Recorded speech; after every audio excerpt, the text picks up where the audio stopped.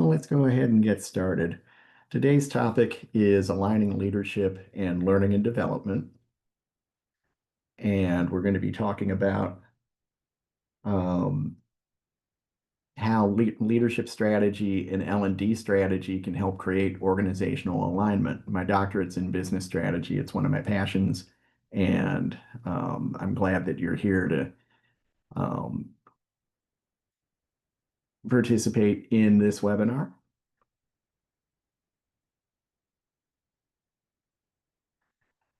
Now, one thing about alignment is people sometimes assume that alignment is about being perfect, and nobody can be perfect. It's very hard to do. Vince Lombardi once said that, um, perfection is not attainable, but that journey to perfection is worthwhile. What we're really looking for is continuous recalibration, and it's kind of like riding a bicycle. For those of you who've been on a bicycle, you know that if you hold your handlebars and you never move your handlebars, eventually you're going to go off the side of the road.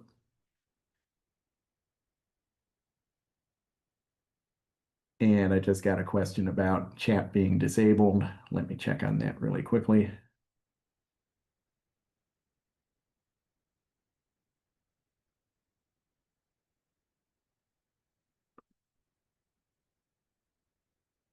Not sure why the chat's been disabled, but the Q&A feature is working. So we may end up using the Q&A feature.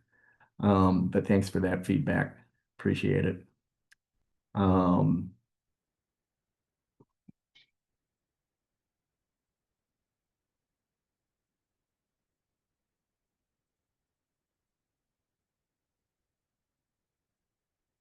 So if alignment is about continuous recalibration, what are we recalibrating?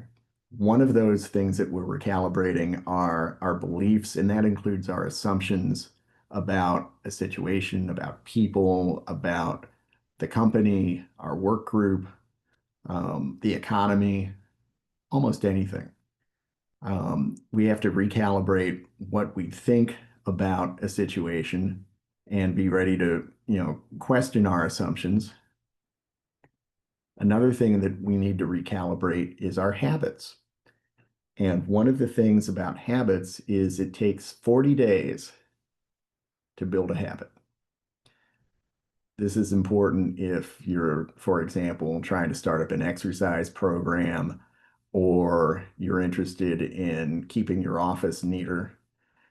It takes 40 days of constant work to build up that habit so that eventually the goal that you want is to apply those skills every day and not even really think about the process of starting to do it. You just do it.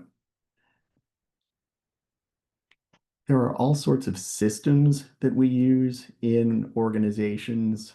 Some of them are formal systems. You may be familiar with information systems that your company or you use yourself, like Teams, Zoom, of course. Um, there's ERPs, HR information systems, email, but there's also informal systems where, for example, if you're working in the office, you can just walk down to a colleague's office or a cubicle to ask a question. Sometimes you bump into people in the hallway on the way and you strike up a conversation or just say hi. These are all examples of informal systems that we rely on every day in our work. And it's important to recalibrate beliefs, habits, and systems because we're focused on leadership intent. We're focused on what our senior leadership have in their strategic plan and what they expect out of operations. Now, we've got this hourglass on the right side of the screen, and leadership intent is at the top. Culture is something that leadership intent almost filters through, but culture contributes to intent as well. When we talk about culture, of course, we're talking about the shared beliefs and values that an organization, a team, a department, a business unit have. Now you'll notice at the neck of the hourglass, we've got learning and development listed. And I was a professor for many years, and then I moved into a nonprofit executive role where I was a chief learning officer in charge of a learning and development department. And I quickly realized that learning and development departments themselves act as constraints. And we'll talk about that a little bit more as we go along. Of course, what we want at the end of the day is results. Senior leadership wants to make sure that our strategic plan is being followed so that their intent actually shows up in our performance. But disconnected strategies within an organization cost us in dollars, time, and culture. We may spend money on a system that is intended to increase productivity, but is actually decreasing productivity because employees aren't engaging with it or it's too difficult to use. Time is something that we can't get back. Once a moment's gone, it's gone forever. All we can do is manage the here and now and plan for the future. And of course, disconnected strategies also cost us in culture. There's trust. There are all sorts of factors that go into how a culture is affected and how that can affect strategies as well. It's important to remember that many constraints in an organization are internal and not external. The organization itself is a limiting factor in performance because people can only do what they can do. You put together teams, and the intent with teams is to have that performance multiply. It's not additive. But when things don't come together, employees disengage, there is turnover, and there are wasted learning budgets. And many learning and development departments operate in an underfunded capacity as it is, so that wasting a learning budget just puts them deeper into the hole. One of the goals of learning and development is to reduce employee turnover and increase employee retention. And we also want to engage our learners so that they pick up valuable skills, which turn into habits, of course. We want to affect their beliefs and assumptions so that they buy into a corporation's vision, mission, values, and strategy. And we also want employees to engage not only in the formal systems that they use every day in their work, we want employees to engage in those informal systems by mentoring and coaching each other, by encouraging each other's work, creating a positive environment where innovation can thrive. I look at these as a holistic approach to realignment. Beliefs, habits, and systems all work together to help overcome some of the constraints that we've got.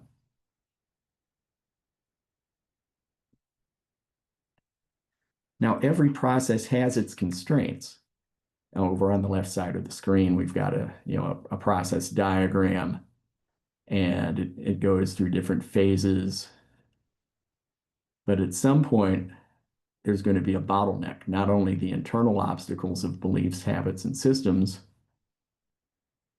but just the fact that every process has at least one limiting step or bottleneck that we need to overcome or compensate for.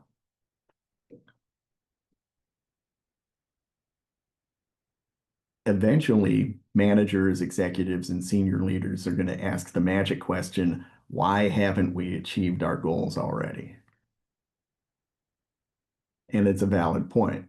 Strategic plans often have timelines attached to them. Operations have time-bound metrics, which we'll talk about in a little bit.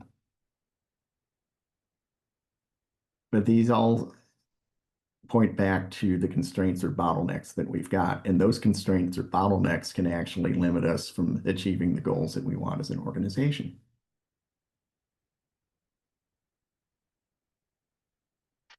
One thing I do as a focal point certified business coach is I work with my clients on something called a personal strategic plan. And it has 8 elements that are shown at the top of the screen. Um, the values that people have, the vision that they've got for their career, their mission and purpose, their goals in their career. And this leads into the various skills that they've got. And we all have skills, of course. Um, Sometimes those we don't recognize the skills that we do very well. And it's important in my practice to help my clients recognize that some of the things they take for granted are actually quite valuable. And other areas where their skills need improvement are actually opportunities for continuous improvement to build habits that lead into productive daily actions.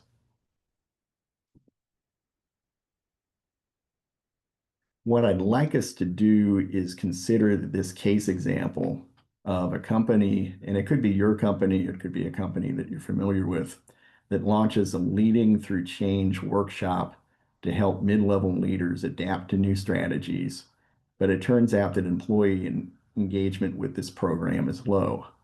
The chat feature is not working right now, so I'd ask you to go into the Q&A, which is open. And if you could put in some ideas that you may have about why a program about leading through change leads to low employee engagement, that would give us some opportunities for discussion here. So go ahead and use the Q&A feature and put in some of the things that you've got. You're going to have to make a lot of assumptions in this exercise, but that's okay. And you don't have to go into great detail about the company that you've got.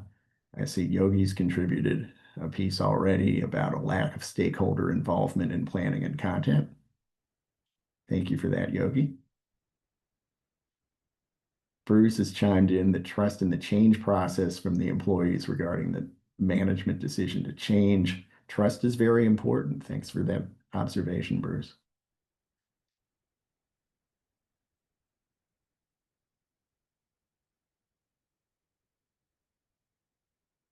And remember to use that Q&A feature to contribute some items. People say they don't have time. Time management certainly is a challenge. Here's an interesting comment. I'd like my learning and development department to become a strategic partner. My company hardly mentions its mission in its training materials.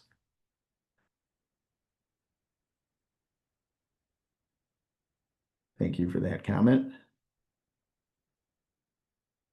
And we'll take another minute and see what else comes up. Of course, you can see the Q&A coming up. I'm narrating the Q&A for the purpose of the recording, which will be available after the session.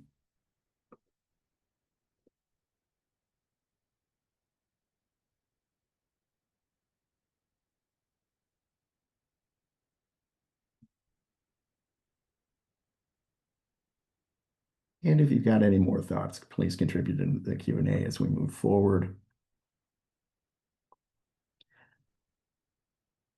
Some of the things that I identified when I was working through this exercise was, of course, the values may not be clearly defined in the design of the training. That includes making sure that the mission and the vision are mentioned and reinforced in the training. Those are terrifically important, especially in a mission-driven organization that espouses strong core values. People often resist learning new skills, so there's a strong focus on managing resistance to change in these kinds of workshops. We have to give people reasons to buy into that change. And if there's a lack of follow-up, a lack of post-training accountability or ongoing coaching as people try to develop those habits over that 40-day period by applying the skills that they've learned to their day-to-day work, then our efforts at engaging employees and getting the results of the training may not be successful. So these are all reasons why we need to look at realigning this learning program. And thank you for working through this exercise. I appreciate it.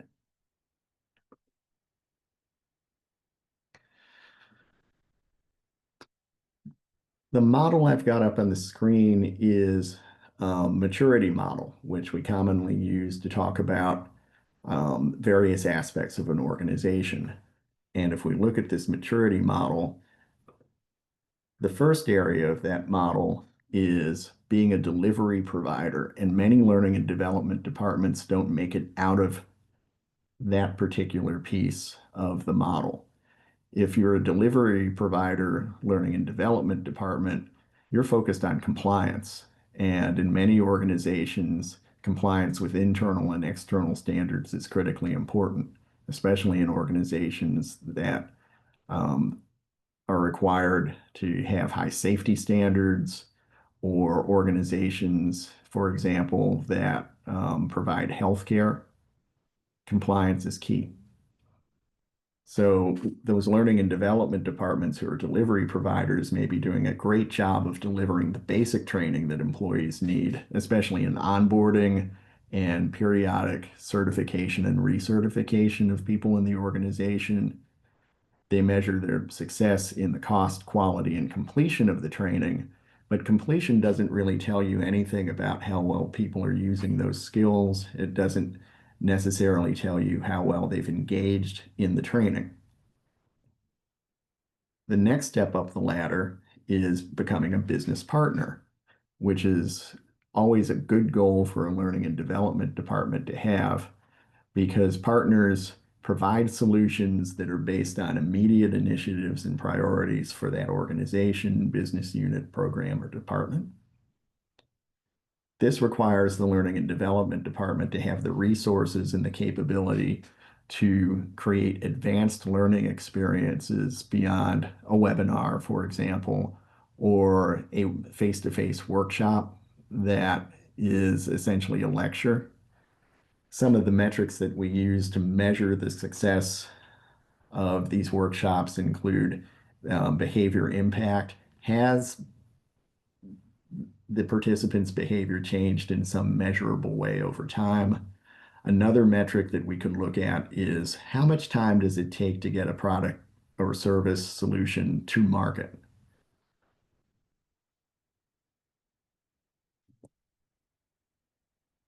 Now you'll notice I've got this pulsing box over strategic enabler. This is one of my favorite phases of the evolution, and many learning and development departments don't make it to this stage, but it's critically important that we empower skills and strategies that support an agile business, as well as giving employees, managers, and executives the opportunity to develop their careers. We want to retain employees wherever possible and wherever it makes sense, so that we're going to focus on root causes and bundles of solutions that we can provide to our colleagues to help them become more productive and drive organization value. And we measure the success of strategic enablement in terms of business outcomes. And there are quite a few learning and development departments that have become strategic partners in their organization. The ultimate level of learning and development maturity is becoming a predictive driver. And it's quite a challenge, because predictive drivers have a seat at the table.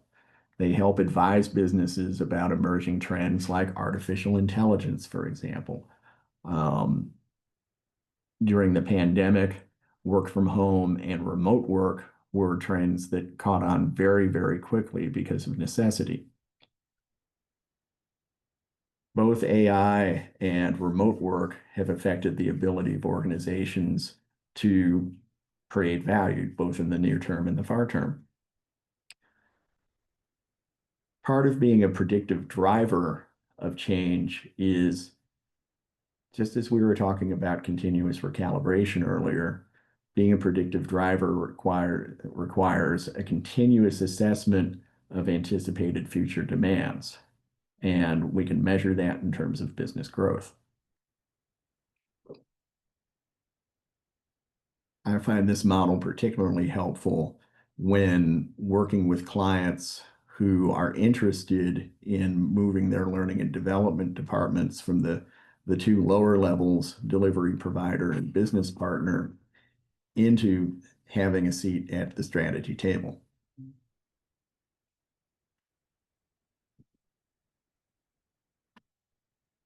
Now, everybody has things that they do well, as I said earlier, and we want to amplify those strengths wherever possible.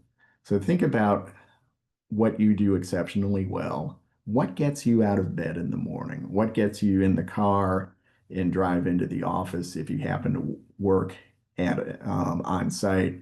What drives you into your home office or your dining room table, wherever you do your remote work? And what drives results for other people? When we talk about areas of excellence, these can include some of the factors that we've got on the left side of the screen, such as resilience. And people underestimate resilience. I've known many managers who just assume that employees are going to go through their day to day. They don't necessarily need a lot of encouragement, but a manager who is focused on creating a positive work environment understands the importance of resilience in creating not only personal but organizational excellence. Another area that we should mention is courage. And courage is very important. It takes a lot of courage to start to learn a new skill.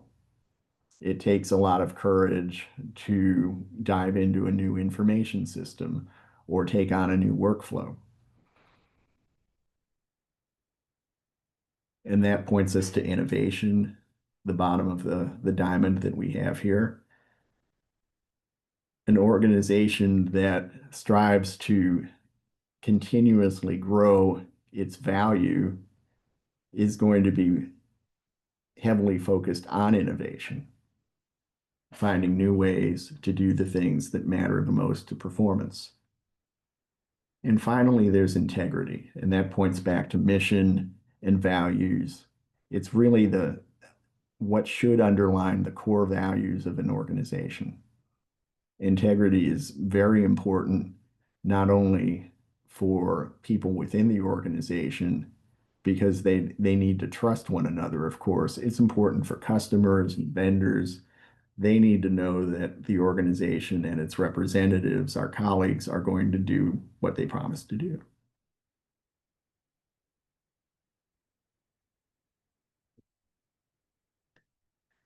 So how do we turn intent into measurable action? In our previous webinar back in November of 2025, we talked about SMART goals, and I've got a few examples of specific measurable goals that are aligned with values that are realistic and time-bound. First example is about team engagement with the learning management system, which can always be a challenge for learning and development departments.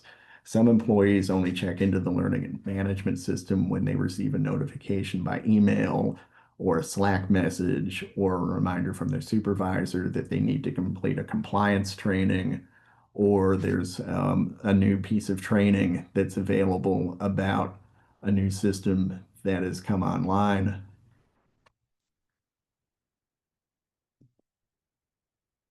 Another example is reducing customer order cycle time. How long does it take between receiving an order and actually shipping that order or providing that service? And a third example is production throughput. Now, you'll notice that each of these examples has specific measures, whether it's percentages or decreasing the order cycle time by 12 hours. They're measurable.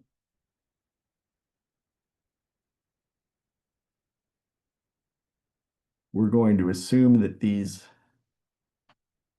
SMART goals are aligned with the organization's values. In the interest of time, I didn't provide any examples of the organization's values. We're also going to assume that these SMART goals are realistic. For example, increasing production throughput by 1% over the next 2 weeks may be realistic for some organizations. For others, it may be a serious challenge. And we've constrained the time of each of these SMART goals so that we know when each of these goals is going to be completed.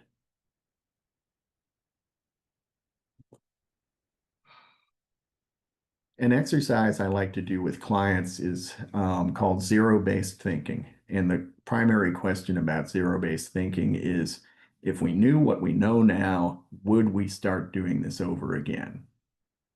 I call it the IKEA question. If I knew that this Billy bookcase would take so long to assemble, would I have picked it out of the shelf and put it in my cart, put it in my car, hauled it home, unboxed it, taken a look at the IKEA instructions, and gotten to work on it? We use zero-based thinking in learning and development to audit programs, which is something that I do as a consultant, to make sure that programs are actually doing what they set out to do and satisfying organizational expectations and objectives. Something that we need to do with habits is we need to eliminate habits that no longer serve us or are outdated in some way. And formal systems are a great example of this. I used to be a chief information officer, and our organization switched from one email platform to a different platform that had a completely different user interface. We were able to migrate all of the messages over to that platform, but some of the employees still referred to that old email system until we took it down. Personally, I use email as a knowledge base that I can search to get information about what I've been doing and get client notes. We also want to free up the capacity for innovation in an organization. And this is really important. One of the examples that I particularly like is 3M. They've got a long-standing policy that employees can spend up to 4 hours in a 40-hour work week on passion projects that will benefit the company in some way. Post-it notes emerged from this, for example, and this comes from the book In Search of Excellence that was very popular when I was an MBA student years ago. 3M scientists realized that they had an adhesive that wasn't good for tape, which was, of course, one of 3M's core businesses before Post-it notes. The adhesive just wouldn't stick very well, so it was useless for taping things together. But it worked really well if you put it on the back of a small slip of paper. And it originally thought, oh, this is going to be great as a bookmark. Finally, a bookmark that won't fall out when we open a book. But then as they distributed samples within the executive suite, people realized this is a great note-taking piece. And before they knew it, they had the basis for the Post-it note business line, which has been very successful for 3M.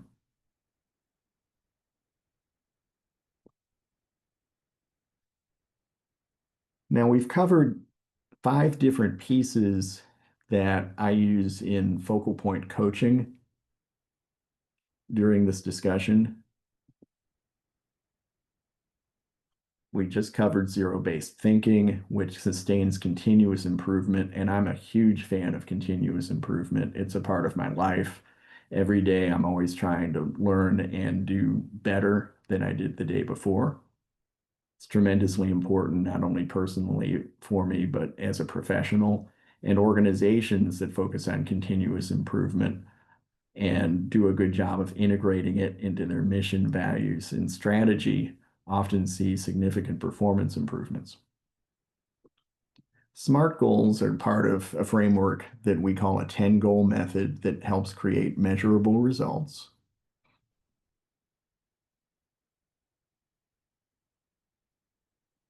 We briefly went through areas of excellence because we want to build that culture of shared beliefs in an organization through not only the organization's strengths, but our own strengths as well.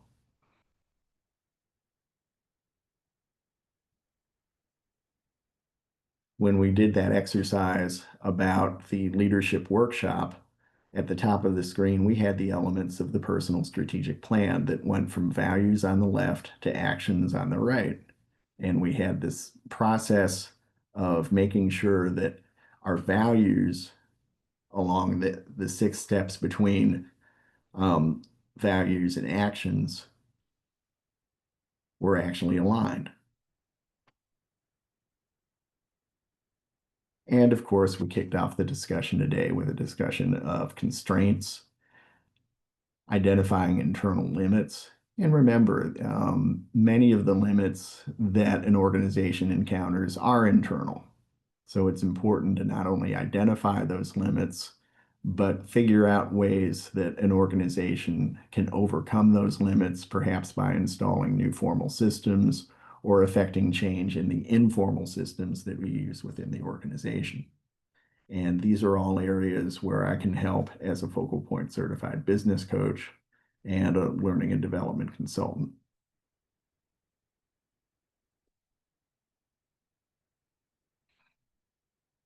Remember that alignment is not a one-time project. Just like we're riding the bicycle, we're constantly correcting the handlebars so that we move in more or less a straight line. Of course, when we hit curves, things start to get interesting. And if you really want interesting riding on a bicycle, try riding downhill.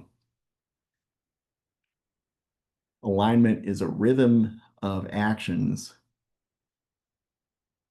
where we reflect on what we're doing and what's happened.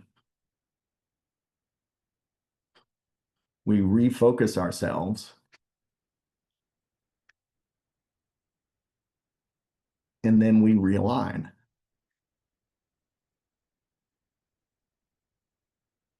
And as we mentioned at the start of our webinar today, alignment is not about perfection. It's a continuous process of recalibration that hopefully brings not only the organization to a place where it provides more value, it helps employees, managers, and executives feel more fulfilled in their job and find more professional and personal value in their work.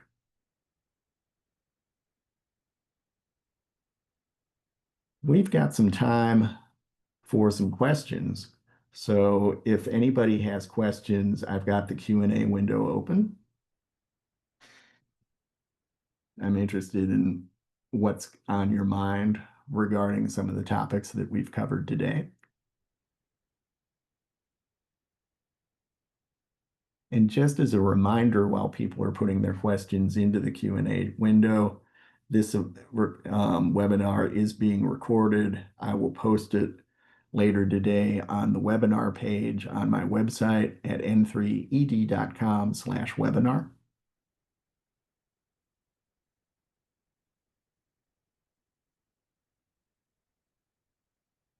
We've got one question. What are some differences between beliefs and assumptions? And that's a great question.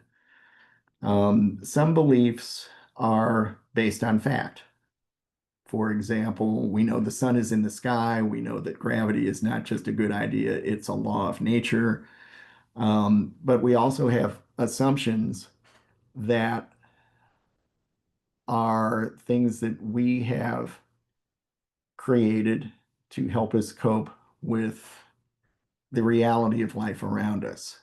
When we're driving, we assume, and in many cases, we believe that people who come up on a stop sign will actually stop their car. And this happened to me last night. I was crossing the street, and at the intersection, there's a flashing red light. The traffic light flashes red. And if you're a driver, you know that you should treat that as a stop sign. Well, somebody just blew through that flashing red light and was barreling down the road, so I had to hustle myself to get across the road because I had assumed that they would follow the law and obey the flashing red light as a stoplight. Um, Here's another question. Will you elaborate on developing a personal strategic plan? Great question.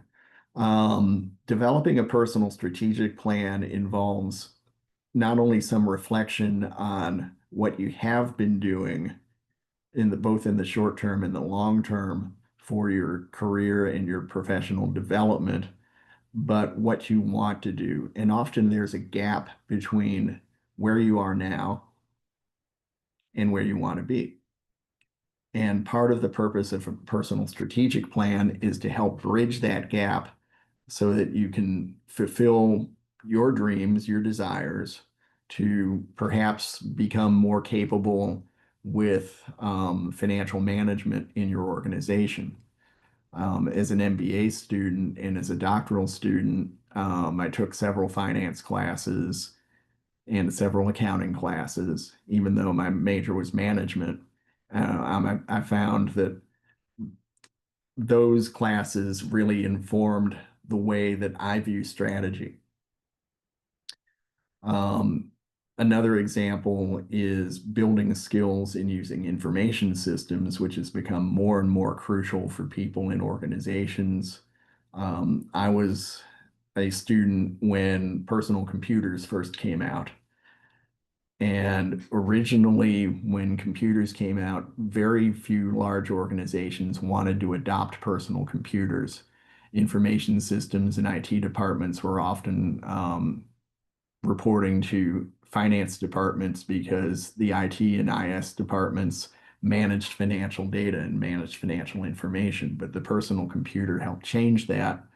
Well, all of a sudden, we got over the course of years, we got productivity software such as word processing that shifted the work of typing from administrative assistants and a typing pool to the actual user. Over time, we got email and instant messaging, which in some cases have supplanted phone calls, although I love taking phone calls. And then we had the advent of the smartphone and tablet computers, which made something that is called in the industry ubiquitous computing possible. And ubiquitous is just a fancy Latin word that means everywhere. If you've got a smartphone and you use it for work, then you're very familiar with the constant stream of messages that you may get on your phone if you've got your work email and messaging enabled on the phone. So part of what we do in a personal strategic plan is we try to bridge the gap between our values and what we're actually doing on a day-to-day basis. We want to affect change in ourselves so that we can become not only better people, but better professionals. Checking the Q&A window, see if we've got any more questions. Just as a reminder, the webinar is recorded. It'll be on n3ed.com later this afternoon, and I invite you to visit the n3ed.com website. I have a podcast that drops every Thursday. We just dropped a new episode yesterday, and that's available on the podcast page. There's also more information about my practices and businesses there.